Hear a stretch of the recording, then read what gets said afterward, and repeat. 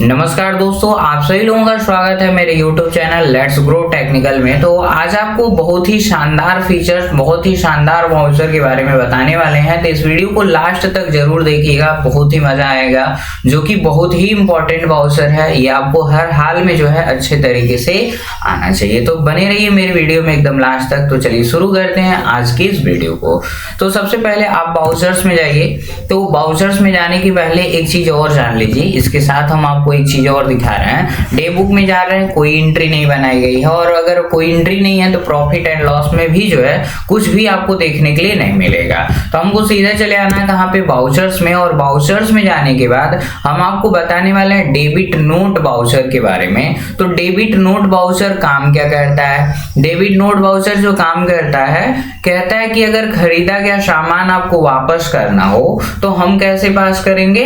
Debit note voucher से पास करेंगे। यानी कभी भी आप कहीं से भी सामान खरीद कर लेकर आते हैं और उस सामान को आपको वापस करना हो तो सबसे पहले डेबिट नोट वाउचर के अंतर्गत उसकी एंट्री को जो है पास कर लिया जाता है, ताकि आपके टैली सॉफ्टवेयर में वो चीज अपडेट हो जाए। यानी जो आप वापस करेंगे वो टैली सॉफ्टवेयर में भी क्या हो जाए, अपडेट हो जाए। ये नहीं कि आप दुकान से लिए सामान और लेकर जाएंगे और रिटर्न कर लिए। तो खरीदे थे तो अपडेट किए थे टैली प्राइम में या टैली ERP9 में, किसी में भी अपडेट किए थे, लेकिन जब वापस करेंगे तो उसे भी अपडेट करना पड़ेगा कि अगर हमने 10,000 का सामान खरीदा था और 5,000 का वापस किया है तो 5,000 यहाँ से माइनस हो जाना चाहिए। नहीं तो आपके जो है अकाउंटिंग वो बताएगा कि आपने 10,000 का सामान खरीदा हुआ है, लेकिन दुकान से तो आपने 5,000 का सामान वापस कर दिया है। तो इसलिए जो है डेबिट नोट वाउचर का यूज करना आपको जानना चाहिए। जैसे कि आपको पता है कि सबसे अधिक परचेज सेल्स डेबिट नोट और क्रेडिट नोट का ही यूज होता है, क्योंकि अगर कभी भी सामान आप खरीदेंगे तो सामान खरीदने के बाद कभी भी आपको वापस करना होगा तो आपको डेबिट नोट वाउचर का यूज करना आना चाहिए। तो चलिए आज आपको बताते हैं डेबिट नोट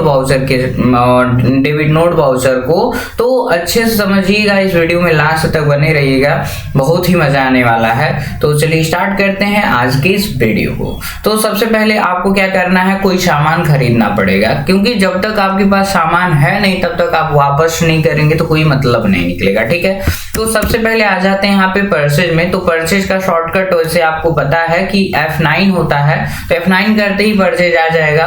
और मान लीजिए हम नगद सामान खरीदते हैं, तो जैसे कि कैश का लेजर बना हुआ है तो हम बस कैश को सेलेक्ट कर देते हैं और सेलेक्ट करने के बाद इंटर करके आगे आ जाएंगे। ठीक है, अब यहाँ पे जो है आपसे पूछा जाएगा कितने का सामान खरीदना है, तो हमने कहा कि हम 10,000 रुपए का जो है सामान खरीद रहे हैं। तो 10,000 लिखने के बाद यहाँ पे वार्निंग वगैरह दे रहा है, अभी इस पे ध्यान नहीं देना है क्योंकि हम पीछे आपको बता चुके हैं ये कैसा वार्निंग होता है। हम इंटर करके आ जाएंगे आगे और ऑटोमेटिक यहाँ पे परचेज का लेजर आ चुका है, क्योंकि हमने परचेज से रिलेटेड पहले भी काम कर लिया है, तो इसलिए बाय डिफॉल्ट ये शो कर रहा है। अगर नहीं शो करता तो अल्ट के साथ C करते हैं आप, या तो यहाँ पे क्रिएट जो ऑप्शन दिख रहा है, ये क्रिएट पे जाकर आप परचेज का लेजर बना लेते। ठीक है, और परचेज का लेजर किस में बनता है? परचेज में बनता है।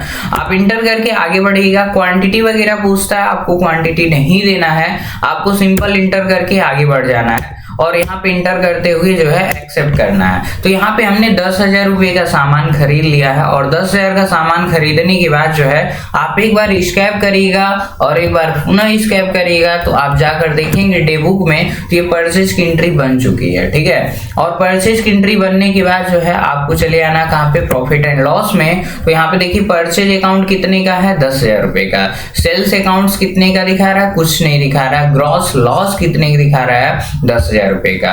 अब कहेंगे जितना का हमने सामान खरीदा वो सामान मेरे पास है भी, बट ये लॉस क्यों दिखा रहा है? क्योंकि यह अकाउंट बेस्ड ट्रांजैक्शन है, इसमें ये नहीं रिकॉर्ड होता है कि कौन सा सामान मैंने खरीदा है, कितनी क्वांटिटी में खरीदा है, कितना पीस सामान मेरे पास उपलब्ध है, ऐसी कोई भी जानकारी जो है इसमें अपडेट नहीं रहती है। क्योंकि ये जो हम लोग पढ़ रहे हैं ये अभी वाउचर मोड पढ़ रहे हैं, जब वाउचर मोड खत्म हो जाता है तो हम लोग इनवॉइस मोड पढ़ने वाले हैं। ठीक है, तो यहाँ पे जो है जब तक आपकी खरीदे गए अमाउंट से अधिक का ट्रांजैक्शन नहीं हो जाता है तब तक आपको कोई प्रॉफिट देखने के लिए नहीं मिलेगा। ठीक है, तो शायद आपको बात समझ में आ गई होगी। तो हमने 10,000 का सामान क्या कर लिया, खरीद लिया। और सामान खरीदने के बाद क्या करना है, सामान खरीदने के बाद जो है मुझे सामान कुछ वापस करना, जैसे कुछ सामान आपको नहीं पसंद आता है तो फिर आप क्या करते हैं, उस दुकानदार को फिर से सामान जो है आप वापस कर देते हैं। तो इसी प्रकार से जो है हम आपको बताएंगे कि सामान वापस कैसे करना है, जो कि बहुत ही जो है इम्पोर्टेंट होता है। तो हमको डेबिट नोट वाउचर का यूज करना था। तो डेबिट नोट वाउचर यूज करने के लिए उसका शॉर्टकट क्या होता है, देखिए दो तरीका है। या तो आप अल्ट के साथ F5 बटन प्रेस कर दीजिएगा, डेबिट नोट वाउचर आ जाएगा। क्योंकि ये टैली प्राइम है तो टैली प्राइम में जो है डायरेक्ट होता है, ये इसे इनेबल करने की जरूरत नहीं होती है। अगर आप टैली RP9 में ये यूज करना चाहते हैं तो आपको ये बाय डिफॉल्ट देखने के लिए नहीं मिलेगा। आपको F11 F1 या F2 करके जो है डेबिट नोट या क्रेडिट नोट को जो है इनेबल करना पड़ता है। और टैली प्राइम में जब जाएंगे तो ये बाय डिफॉल्ट इनेबल होता है, बस अल्ट के साथ F5 बटन प्रेस कर दीजिएगा तो डेबिट नोट जो है देखने के लिए मिल जाता है। अगर आपको शॉर्टकट नहीं पता है तो राइट साइड आएंगे तो देखिए हेल्प से लेकर जो है हर एक चीज का शॉर्टकट है, बट यहाँ पे डेबिट क्रेडिट का नहीं है। तो यहाँ पे आप देख पा रहे हैं अदर वाउचर करके दिखा रहा है और इसका शॉर्टकट F10 है। तो या तो F10 प्रेस करिए या तो इस पर क्लिक कर दीजिएगा, तो आप देख सकते हैं इसमें सारे वाउचर्स जो है देखने के लिए मिल जाते हैं। तो देख लीजिए यहाँ पे क्या मिल रहा है, debit note voucher alt F5, credit note voucher दिखा रहा है अल्ट F6 है। फिर इसी में इनएक्टिव करके भी आ जाता है, यानी अगर इस पे हम क्लिक कर दें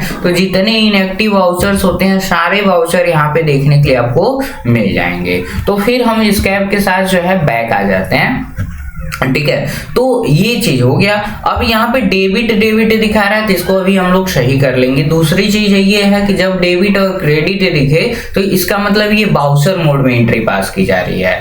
और जब हम लोग स्टॉक की क्वांटिटी वगैरह डालेंगे, कौन सा सामान खरीद रहे हैं, किस रेट पे सामान खरीद रहे हैं, तो उसे इनवाइस मोड कहते हैं। तो फिलहाल हम लोग पढ़ने वाले हैं बाउचर मोड में, तो चलिए बढ़ते हैं आगे। अब देखिए जब हम सामान किसी से खरीदते हैं तो हमने क्या किया, परचेज अकाउंट DR2 क्या बनाया, cash account, purchase account DR2 Ram account, purchase account DR2 bank account, इस तरीके से जो है एंट्री पास कर रहे थे। लेकिन यहाँ पे जब डेबिट नोट करेंगे तो जस्ट उसका क्या हो जाता है, अपोजिट हो जाता है। यानी परचेज रिटर्न की एंट्री बनाई जाएगी कि खरीदा गया सामान मेरे पास से क्या हो रहा है, वापस जा रहा है। तो ऐसे कैसे हो सकता है, तो इसके लिए हमको करना क्या पड़ेगा, तो हमको क्या करना है, जैसे अगर सामान खरीदे थे तो पैसा हमने दिया था, ठीक है, और सामान यदि हम वापस करेंगे तो पैसा मेरे पास आएगा।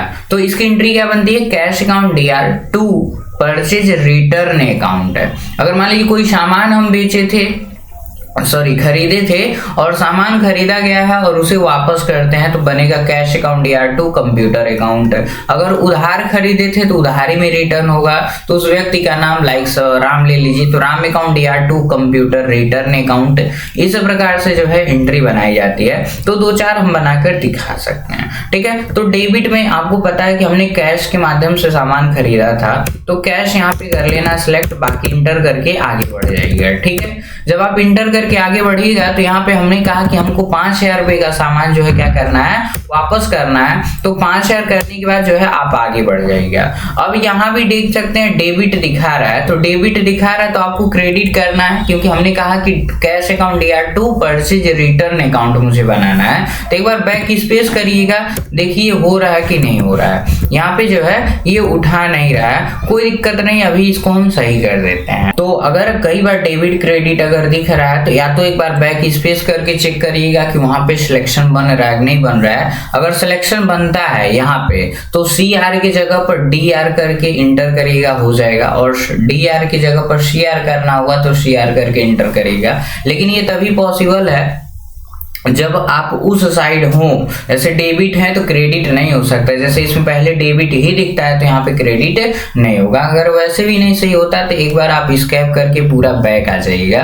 तो जब बैक आकर यहाँ पे फिर वाउचर्स में जाएंगे और शॉर्टकट प्रेस करेंगे तो एक ही बार डेबिट जो है देखने के लिए मिल जाता है। अब देखिए यदि सामान आप क्या करते हो, वापस करते हो, ठीक है। तो हमने कैश को चूज कर लिया कि हमने सामान वापस किया और हमको उसका मतलब उसके बदले जो है पैसा मिल गया। ठीक है, तो हम 5,000 रुपये का सामान क्या करना चाहेंगे, वापस करना चाहेंगे। और यहाँ पे हमको क्या करना है, क्रेडिट में आप लेजर बनाएंगे, किसका, अर्सी करेंगे और यहाँ पे लिखेंगे परचेज रिटर्न अकाउंट। यहाँ पे लिखना आपको परचेज रिटर्न अकाउंट। ठीक है, तो यहाँ पे ये हो रहा है कि हम सामान खरीदे थे और सामान मुझे नहीं पसंद आया तो सामान हम क्या कर दिए, वापस कर दिए। और परचेज रिटर्न हो या परचेज हो तो दोनों की ग्रुपिंग जो है किसके अंतर्गत होती है, परचेज अकाउंट्स के अंतर्गत की जाती है। तो यहाँ पे आप देख पाएंगे कि परचेज अकाउंट्स मैंने कर दिया है और इसे हम इंटर करते हुए क्या करने वाले हैं, एक्सेप्ट करा देंगे। क्वांटिटी की बात नहीं की जाती है इसमें, तो हम इंटर करते हुए इसे कर देंगे आगे।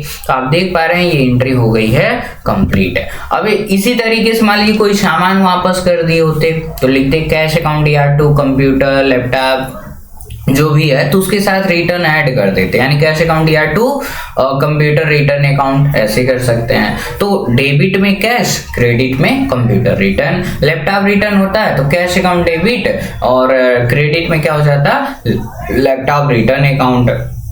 अगर उधारी सामान खरीदे होते तो फिर उसे भी वापस करते, तो उसे भी वापस करने के लिए वहां पे लिखते राम अकाउंट, दीपक अकाउंट, सोहन अकाउंट, DR2 क्या लिखते हैं, computer return account, purchase return account, ऐसे करके जो है आप एंट्री पास कर सकते हैं। तो ये डेबिट नोट वाउचर है, आप इसको स्कैप करके कर लीजिएगा बैक और चले जाइएगा कहाँ पे, डेबुक में। हमने 2 एंट्री बनाया, एक खरीदने का जिसमें 10,000 रुपये का खरीदारी हुई है और डेबिट नोट वाउचर का जिसमें 5,000 रुपये का सामान मैंने वापस किया हुआ है। स्कैप करके आ जाते हैं बैक और चले जाते हैं कहाँ पे, यहाँ पे प्रॉफिट एंड लॉस में। अब आप देख पा रहे हैं परचेज अकाउंट 10,000 की जगह पर कितना शो कर रहा है, मात्र 5,000 रुपये शो कर रहा है। रीजन क्या है, क्योंकि 5,000 रुपये का सामान मैंने क्या कर दिया हुआ है, वापस कर दिया हुआ है, इसलिए जो है यहाँ पे 5,000 हो चुका है। हमने खरीदा 10,000 का और 5,000 का वापस कर दिया। अब जो लॉस मेरा 10,000 का था वो लॉस कितने का हो चुका है, 5,000 रुपये का हो चुका है। तो इसी प्रकार से जो है आप सामान वापस कर सकते हैं। अगर दोबारा एक और एंट्री हम बनाना चाहें तो अल्ट के साथ F5 करिएगा, यहाँ पे डेबिट नोट वाउचर आ जाएगा। मान लीजिए उधारी में सामान वापस हो गया, तो हमने कहा कि उस व्यक्ति का नाम क्या है या दुकान का नाम क्या है, तो हमने कहा कि भारत कंप्यूटर है, जिसको हम सामान क्या कर रहे हैं, वापस कर रहे हैं। तो यहाँ पे व्यक्ति का नाम जो है किस रूप में एक्सेप्ट करना है, क्योंकि उसने पैसा मुझे नहीं दिया तो उस कंडीशन में क्या कहलाएगा, वो व्यक्ति डेटर कहलाएगा। तो उसे हम कहेंगे भारत कंप्यूटर अकाउंट DR। तो उसको ग्रुपिंग मतलब उसकी ग्रुपिंग मुझे सन्डी डेटर्स में करना है। अगर हम ही उधार सामान खरीदे होते फिर उसको वापस करते तो उस व्यक्ति का ग्रुपिंग कहाँ करते, क्रेडिटर में। यानी मुझे अगर पेमेंट करना होता है तो क्रेडिटर कहते हैं, अगर मुझे पेमेंट लेना होता है तो उस व्यक्ति को डेटर कहते हैं। तो ये बात ध्यान में रखिएगा और इसी के साथ हम आगे बढ़ते हैं। अब यहाँ पे जो है आप कितने का सामान वापस करना चाहेंगे, मैंने कहा कि इनको 5,000 रुपये का सामान क्या कर दीजिए, वापस कर दीजिए। ऑन अकाउंट करके जो है आगे बढ़िएगा और यहाँ पे जो है आपको क्या लिखना है, परचेज रिटर्न। अगर किसी कंप्यूटर का नाम रहता है, किसी प्रोडक्ट का नाम रहता है तो आप सीधा लिखते क्या, कंप्यूटर रिटर्न अकाउंट, यदि कंप्यूटर वापस होता है तब। अगर लैपटॉप वापस होता है तो लिखते लैपटॉप रिटर्न अकाउंट। तो फिलहाल हम यहाँ पे क्या लिखेंगे, परचेज रिटर्न अकाउंट। क्वांटिटी वगैरह नहीं देना है आपको, इंटर करके सिंपल आगे बढ़ जाना है। तो यहाँ पे आप फिर से बैक आ जाइएगा। अगर डेबुक में जाएंगे तो 3 एंट्री आपको देखने के लिए मिल जाती है और यहाँ पे प्रॉफिट एंड लॉस में जाते हैं तो ना ही परचेज अकाउंट में कोई चीज बचा हुआ है, ना ही ग्रॉस प्रॉफिट में बचा है, ना लॉस दिखा रहा है, ना सेल्स दिखा रहा है। तो शायद आपको ये बात समझ में अच्छे तरीके से आ गया होगा। तो इसी के साथ जो है ये वीडियो खत्म होती है और यदि मेरी वीडियो आपको पसंद आई हो तो मेरी वीडियो को लाइक करिएगा, चैनल पर नए हो तो चैनल को सब्सक्राइब करिए और साथ में बेल आइकन को जरूर प्रेस करिएगा ताकि इसी तरीके का मजेदार वीडियो आपको जो है मिलती रहे। तो अगर आपको जो है अगर आप वाकई में टैली प्राइम सीखना चाहते हैं या किसी व्यक्ति को सीखना हो तो आप जो है इस वीडियो को उस व्यक्ति के पास जरूर शेयर करिएगा। और आपको किसी प्रकार की डाउट होती है तो मेरे कमेंट बॉक्स में अपना डाउट लिखिए, उसके बारे में जो है आपको डिस्कशन कर दिया जाएगा ताकि आपका जो प्रॉब्लम है वो सॉल्व हो जाए। तो चलिए इसी के साथ वीडियो खत्म करते हैं।